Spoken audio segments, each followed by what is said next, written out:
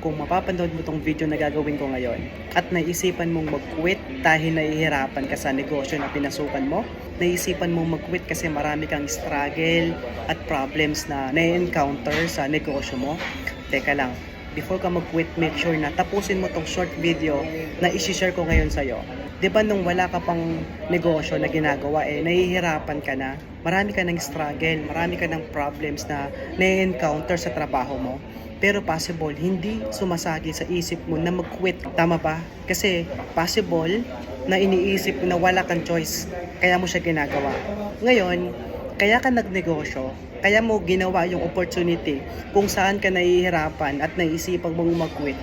Ang maganda ngayon, nahihirapan ka dyan, marami kang struggle na pinagdadaanan at marami kang problema na na-encounter, pero worth it naman yan kapag tinuloy mo siya. Tama ba? Kasi alam mo, this time mahihirapan ka, this time marami kang struggle, problems na pagdadaanan, pero along the way, na kapag tinuloy-tuloy mo yan, makukuha mo yung mga pangarap mo sa buhay.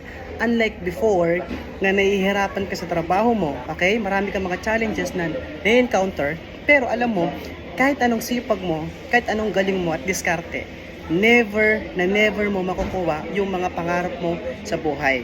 At gusto kong sabihin sa iyo na tandaan natin, sa negosyo, normal talaga na mahihirapan ka. Normal talaga na marami kang struggles na pagdadaanan. Pero along the way, okay, kapag lagi mo siyang ginagawa, dumadali yan, nagkakaroon ka ng experience, nade-develop mo yung character mo, yung personality mo, at kapag tinuloy-tuloy mo yan, sigurado ako na makukuha mo yung pangarap mo. Tama ba? So, yun lang. At least, this time, mahihirapan ka. Okay? Marami kang mga problems. Marami kang mga struggle na encounter. Pero, alam mo, na kapag tinuloy mo yan, magiging worth it lahat ng mga pagdadaanan mo. Okay, so yun lang. Tuloy ka lang. God bless everyone. So, see you again sa next video. Bye-bye.